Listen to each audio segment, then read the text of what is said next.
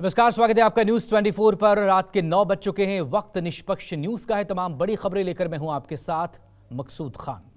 विजयादशमी के मौके पर संघ प्रमुख मोहन भागवत ने केंद्र सरकार की जमकर तारीफ की, तो साथ ही इशारों इशारों में विपक्षी खेमे को निशाना बनाया है। मोहन भागवत ने कहा कि कुछ लोग भारत को आगे बढ़ते नहीं देखना चाहते हैं।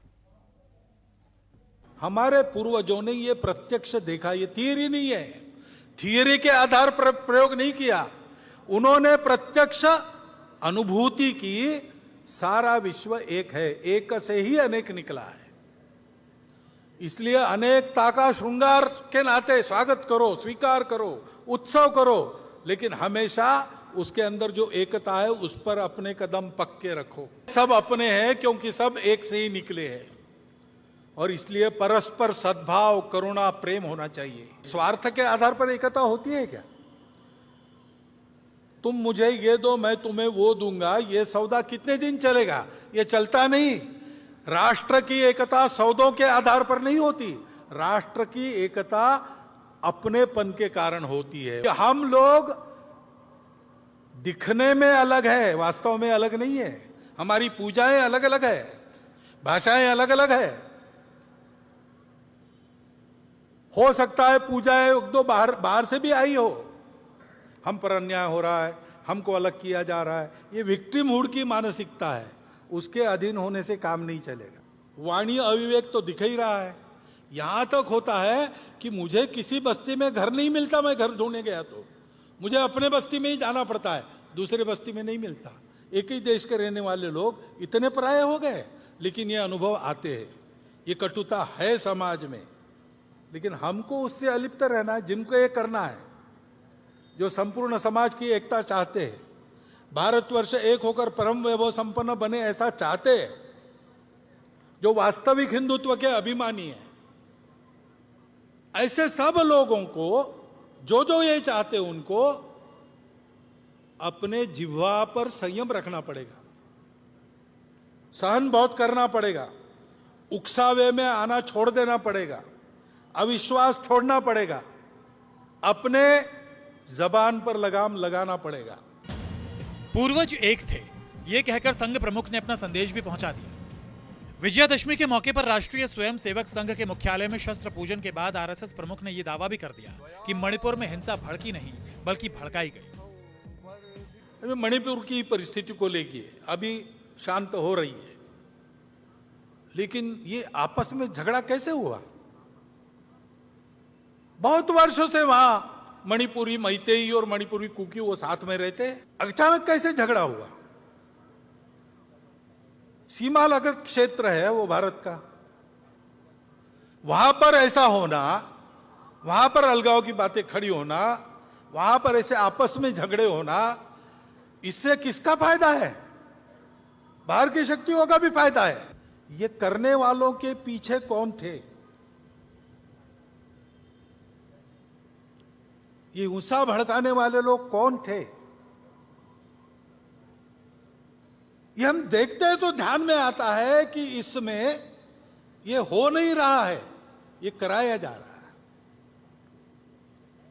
और इसलिए बहुत काम करना पड़ेगा, बहुआयामात्मक काम करना पड़ेगा। वहां लोगों के मन टूट गए। केवल शांति का प्रश्न नहीं, अब समाज को जोड़ने का भी प्रश्न है। अविश्वास को, खाई को पाटने में प्रबुद्ध नेतृत्व को भी वहां के भूमिका बनानी पड़ेगी। लंबा काम करना पड़ेगा। हर परिस्थिति में यह एकता का भान समाज के विवेक को जागरूक रखता है। चंगुलों में समाज फंसता नहीं, षड्यंत्रों के अधीन नहीं होता। नागपुर के रेशम बाग मैदान में स्वयं सेवकों को संबोधित करते हुए संघ प्रमुख मोहन भागवत ने केंद्र सरकार की जमकर तारीफ की, इस दावे के साथ कि भारत अब दुनिया की अगली कतार वाले देशों में शामिल हो गया है। हमारे नेतृत्व के कारण भारत का एक विशिष्ट स्थान दुनिया के अग्रणी देशों में बन गया, इसको हमने अनुभव किया। ऐसा अभिनंदनीय कार्य हमारे सामने हुआ है, और केवल उसी इसमें नहीं, हमारे खिलाड़ी भी इस बार आशियाई खेल हुए, 100 से अधिक हमारे खिलाड़ियों ने जीते। हमारा देश सब क्षेत्रों में आगे बढ़ रहा है, ये हम देख रहे हैं। आर्थिक स्थिति भी हमारी, हम 5वें नंबर पर 10वें से ऊपर उठकर आ गए इकोनॉमी। हमारे राष्ट्रीय आदर्श भगवान राम, उनके बाल स्वरूप का रामलला का मंदिर अयोध्या में बनने जा रहा है। अपने मंदिर में रामलला प्रवेश करने वाले हैं 22 जनवरी को। ये प्रसंग हम देखने वाले हैं। ये सारे प्रसंग भारत का एक अमृत काल देखने का सौभाग्य हम सबको मिला है। देश की तरक्की के बहाने मौजूदा केंद्र सरकार की तारीफ करने वाले संघ प्रमुख मोहन भागवत ने यह भी बता दिया कि देश की जनता को किसे वोट देना चाहिए। सावधान रहना है, क्योंकि अब आने वाले दिन भी अब चुनाव की दिन है। अभी राज्यों की चुनाव है, आगे लोकसभा का है। चुनाव में तो खूब गाली गलौज चलेगी, प्रचार चलेगा लोगों को इधर से उधर लाने का। चुनाव में मतदान करना हर नागरिक का कर्तव्य है, वो हम सब ने करना चाहिए। मतदान को छोड़ना नहीं चाहिए। उकसावे में, भड़काऊ बातों से भड़ककर उकसावे में आकर नहीं करना है।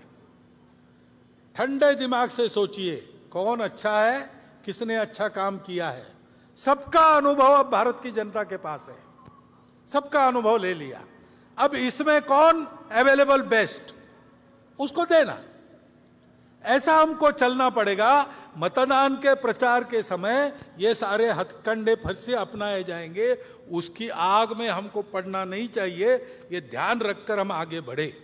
सरकार की तारीफ करने और किसको वोट चाहिए ये बताने के बाद मोहन भागवत ने यह भी इशारा कर दिया कि किसे वोट नहीं देना चाहिए। यानी खुद को गैर राजनीतिक संगठन कहने वाले संगठन के मुखिया ने वो सारी बातें कह दी जो सभी सियासी नेताओं के बूते की बात भी नहीं। लेकिन विपक्षी खेमे पर भागवत के निशाने से कांग्रेस खामोश नहीं रही। दूसरे विपक्षी दल भी भागवत को आईना दिखाने लगे। अपने स्वार्थ का धंधा करने वाली दुनिया की और अंदर की जो ताकतें हैं, भारत बड़ा होने से उन पर मर्यादा आएगी। वो अपने खेल नहीं खेल सकेंगे, इसलिए इनका निरंतर विरोध चलता है। विरोध करने के लिए किसी विचारधारा का आवरण ये लोग ओढ़ लेते हैं, बड़ी चिकनी चुपड़ी बातें करते हैं। कोई बड़ा उद्देश्य, मन लुभावन उद्देश्य ऐसा घोषित करते कि हम इसके लिए काम कर रहे हैं, लेकिन उनका उद्देश्य दूसरा ही रहता है। माध्यमों को और अकादमियों में अपना वर्चस्व स्थापित कर उनका उपयोग करते हैं। देश की शिक्षा को भ्रष्ट करते हैं, देश के संस्कार को भ्रष्ट करते हैं। राजनीति, सामाजिक वातावरण, इन सब को भ्रम और भ्रष्टता का शिकार बनाते हैं। असत्य, विपर्यस्त और अतिरंजित वृत्त के द्वारा ये भ्रम और द्वेष फैलाना, भय फैलाना आसान हो जाता है। उसके चलते जो झगड़े बनते हैं, उन झगड़ों में उलझाकर समाज को अपनी पकड़ में लाना, अपनी अधिसत्ता में फांसना, ये वो करते हैं। राजनीतिक स्वार्थों के लिए अपने प्रतिस्पर्धी को पराजित करने की जो उद्योग चलते हैं, उसमें इन शक्तियों के साथ गठबंधन करने का अविवेक भी चलता है। यह अपेक्षित नहीं है, लेकिन होता है। और समाज में अगर आत्मविस्मृति है, समाज में अगर अनेक प्रकार के भेद है, आपस में लड़ाई है, स्वार्थों की प्रतिस्पर्धा है, ईर्ष्या है, द्वेष है, तो फिर उनका काम आसान हो जाता है। और इसलिए इन आसुरी शक्ति को बल न बढ़े, ऐसा हमको देखना है। देखिए, भिन्न विचारों के लोग एक साथ इसलिए आते हैं कि देश खतरे में रहता है।